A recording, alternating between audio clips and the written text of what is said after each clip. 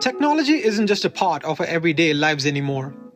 It's become a frontier for global powers, with India right in the mix. So why not join the conversation? Take the Technopolitics survey created by researchers at the Takshashila Institution. It's just 10 simple questions, but your answers could help shape India's strategy in navigating the fast changing world of high tech geopolitics. Your voice matters, so let's make it heard. The link is in the bio.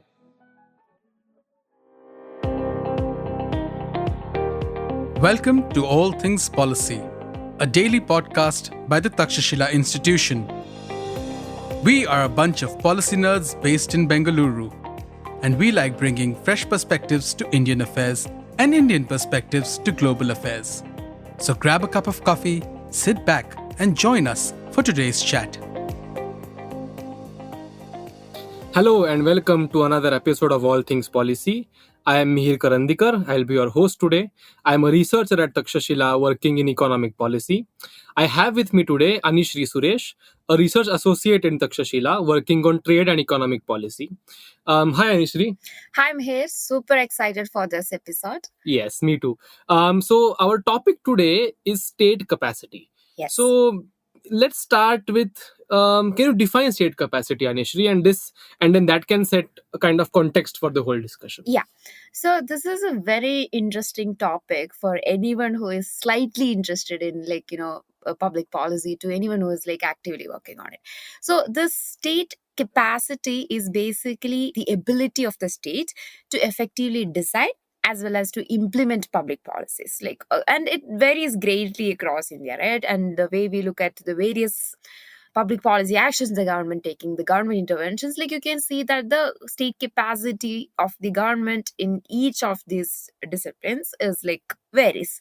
So for example, if you look at the complex tasks like conducting elections in India has been able to do that quite in a fairly good way.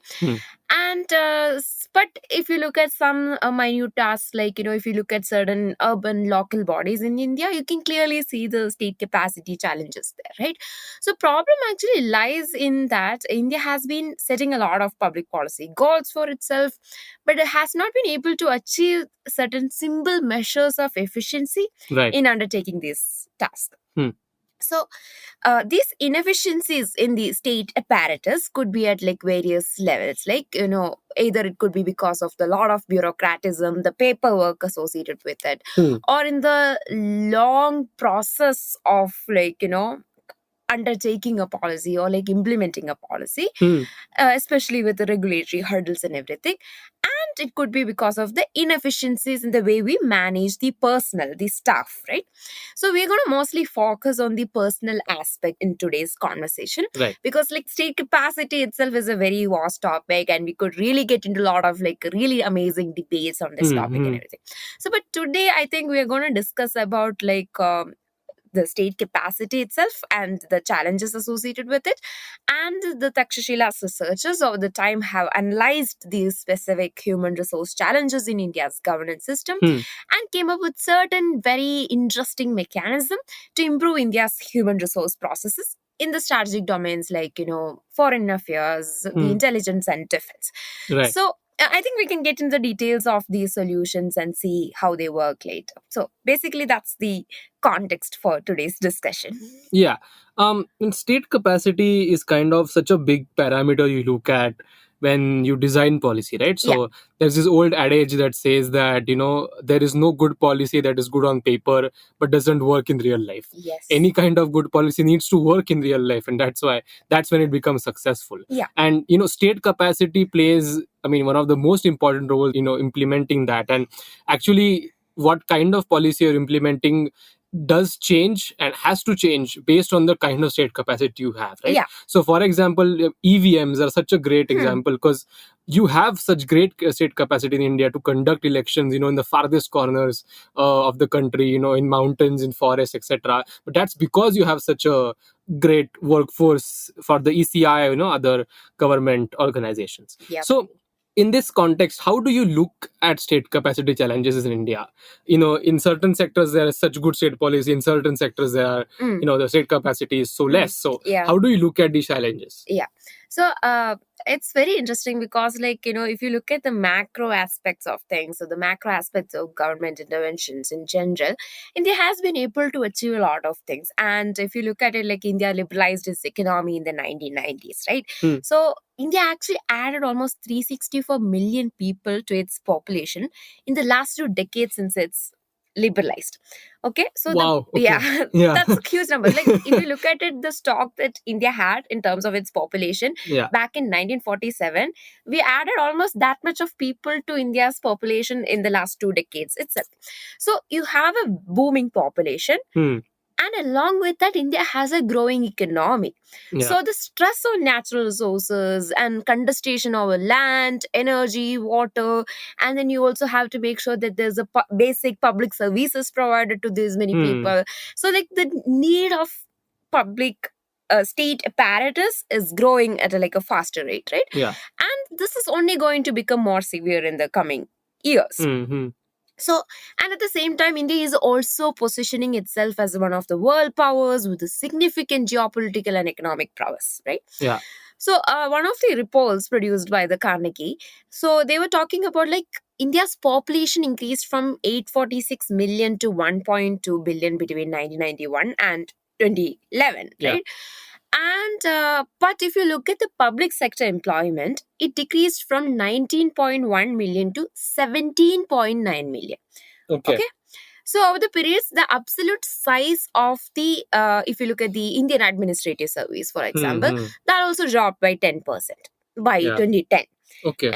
And the total strength of the IAS and the Indian Police Service was less than like 11,000, Hmm. while the vacancy rate is like at the around like 28% and everything. Hmm. Okay. And again, if you look at the foreign affairs as well, you can clearly see that there is a vacancy in the diplomatic corps, Yeah. and it's actually even lesser than the Sweden's. Okay. Yeah. And everyone is aware about the the problems in the judicial system and how much of case is like in the backlog and everything. Hmm. So there's like I think almost 10% of all cases have been pending for a decade or more, according to the government estimates Right. itself. Yeah. So this means that here the problem is like we don't have adequate personnel. Especially India has a very over bureaucratized system. We have a lot of regulatory system, we have a lot of things to where we feel that the government should intervene, and where government itself put itself into all this public policies. So in an over bureaucratized system, we are understaffed, and that affects the public policy outcomes in Right. India, right? And so if you want me to summarize it in one point, India's state apparatus has failed to reform itself at the pace its global aspirations demand. Right. That's such a counterintuitive kind of thought, because you see that, for recruitment into, say, the bureaucratic, bureaucrats for India in the UPSC, or, any kind of state service that you give, there's such a big, thing made out of all these exams, and right. But given that in so many people sit for these exams and so little get through, Yeah. but given that India needs more people there, so Yes. there are so many people wanting to Yeah. get into these services, and still the government can't take them, and it really needs to take them. So Yeah. it's such a counterintuitive kind of Yeah. thought that comes to mind. So Yeah.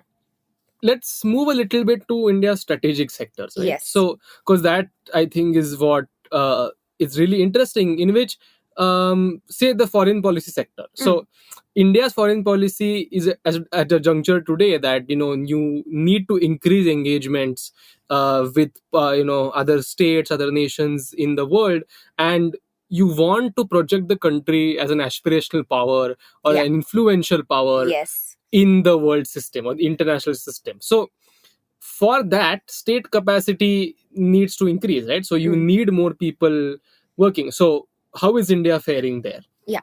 So, like you rightly mentioned, our foreign policy is at a very crucial juncture today. And foreign policy would increasingly play a bigger role in protecting India's widening national interest and ensuring there's a movement of trade, technology, and talent, and all those things, right?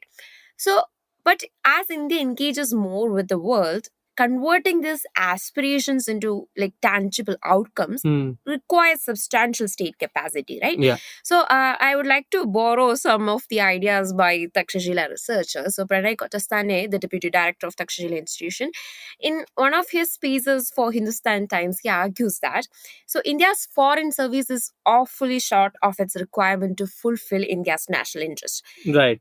Right? So he actually also proposes some solutions to it. So we'll get into it, like all those things. Okay.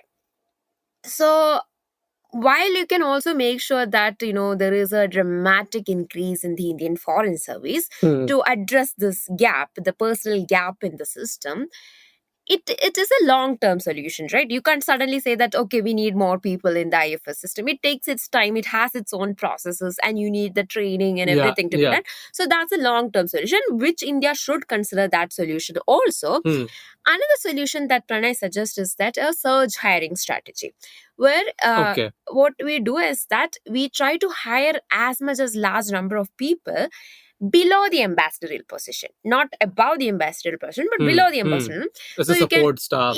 So you can give give out fellowships and all those things, so that also you have a lot of young population who is very much interested in these sectors as well, right? So you bring in that kind of talent into the system through fellowships and offering a lot of positions below ambassadorial position.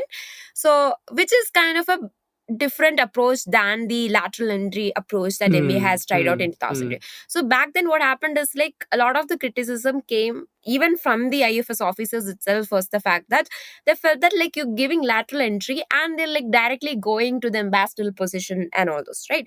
Yeah. And they're like very new to the system and all those things. So that's why you had a lot of backlash on that system. So instead of that, you provide a lot of fellowships and everything and get a lot of youngsters and a lot of people who have talent into the below ambassadorial position, so that you manage both things, right? So that way it is not perceived as a threat to the career progression of the foreign service officers either. So rather than like targeting joint secondary level, surge hiring should focus more on fellowships for graduates and young professionals working within and outside the government, so they can get into the system. And it would also help to build institutional knowledge within the ministry, and you can also make sure there is a smooth functioning of its headquarters in Delhi to manage its various engagements and initiatives. Right. Yeah, I think that is a very promising idea that could actually convert our aspirations into tangible policy outcomes. Right. And that's probably also less time consuming for the government to, instead of having to train these people for, permanent jobs. Yeah. So it's like very short term. You can actually make it possible within a very short time, and fellowships and everything kind of gives a lot of opportunity for graduates and young professionals also, who are very much passionate to about get their hands dirty, to actually and work, understand how the system works, right? Right. That's really a great idea. So what about India's intelligence agencies? So intelligence agencies in general need a lot of manpower, and they kind of work under the radar, and you don't always see them, but they still need a lot of workforce to execute the things that they want to do. And so the efficiency of personnel really matters in intelligence agencies. Yes. Right? So it's a different problem to solve than say the IFS, because you can get people there, for example, through fellowships as young professionals to directly come and work. But for intelligence agencies, there's I would think that there's some kind of training that needs to be conducted. So how do you think about state capacity there? Yes, so it's actually very interesting. That's why you can't put a one single solution for all the sectors, right? Because the need that's required for a personnel, the skill sets required for a personnel in the external intelligence is quite different from what is expected of an IFS officer or in the foreign service sector, right? So actually there's a very interesting discussion paper prepared by the Takshashila Institution back in 2019, looking at the what kind of reforms that we require in the intelligence agencies to address a lot of issues, especially with the capacity management within the system. Okay, so if you look at the external intelligence, there are a lot of pitfalls in the way we are actually looking at the personnel right now. So one is that Right now there's a lot of officers are sent to intelligence agencies, especially raw, through deputation or the UPSC route. Okay, Hmm. instead of the proper research and analysis service, the RAS system. Okay, Yeah. so it's like we are using deputation or UPSC route to like fill the vacancies in Hmm. the Hmm. raw.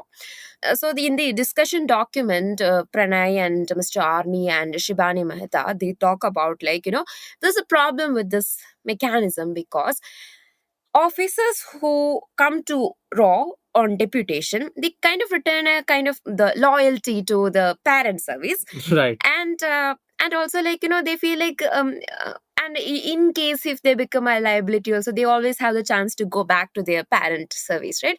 So that commitment and the Hmm. Hmm. incentive to work towards raw's goals are kind of lacking in Right. that way, right? Right. It's not, that's how the system is. So like they always feel that loyalty to the parent organization. That's so interesting. Yeah. Yeah. So this revolving door mechanism kind of Hmm. Hmm. hampers the dedication and effectiveness of officers, right? And most of these people are deputed from services like intelligence bureau, right? Hmm. And Hmm. so even if you look at the operational skills required for an intelligence bureau officers and the research and analysis wing raw officers, it's very different. Okay, one is domestic versus overseas problem, right? Hmm. So like transitioning police officers to intelligence requires extensive reorientation and training, like Yeah. Yeah. which I don't think crash courses is like enough to provide that kind of Right. training and Right. everything.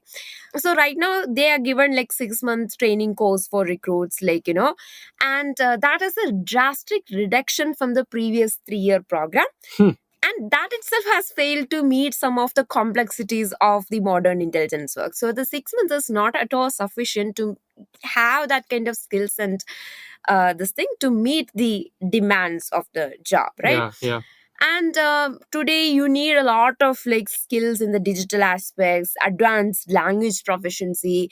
So there is a need for a training curriculum that is Hmm. more Hmm. advanced, that is more like curated as we go with the challenges and everything. Right. So they actually proposes a very interesting solution. That's a fourfold approach they do to enhance the capacity of intelligence officers in India. So they Okay. say that one is that we need better recruitment practices. So you have to focus on individuals irrespective of the background. They could come from any backgrounds, but how are they aligning with the organization's goals, right? Hmm. Hmm. So you need to have the organization should have an effective pre-recruitment planning, including like forecast the vacancies well in advance and Okay. prepare the strategic recruitment, and like what are your requirement and everything accordingly, plan it well. And this needs to be prioritized. The pre-planning needs to be done Right. quite well. Right. And sometimes we can also think about like opening recruitment to the free market as well, like like how CIA does in US, and like engaging with the university deans or retired officers as talent spotters, because they would know like what is the best talent their students can give, Hmm. Hmm. and some kind of arrangements can be done that way either. So arguing that like that current training model hampers skill development and fails to address knowledge gaps left by retiring seniors officers. So when the senior officers are retiring, there's a huge knowledge gap in the ecosystem. So you need the best talent to be trained and like well equipped to meet that gap, right? Hmm. Hmm. And another aspect is like Raw should actually dedicate more effort to instilling leadership skills Okay. in analysts through comprehensive training in project management and management techniques, and potentially using contractors for non-classified training aspects and all those things, right? Okay. Hmm. So Hmm. especially non-classified, you can even as like Mr. Arni talks about like in the discussion document, the authors talk about like even as golf, right? Playing golf, the intelligence officers need to be trained on that. That's the way you communicate and all those things Hmm. Hmm. with, and that's the way you meet people. So intelligence officers need that kind of skill. So that could be outsourced, right? Right. So that could be outsourced to like well good contractors who can take up these kind of jobs and everything. And lastly, like you have a lot of intelligence officers that's like retiring.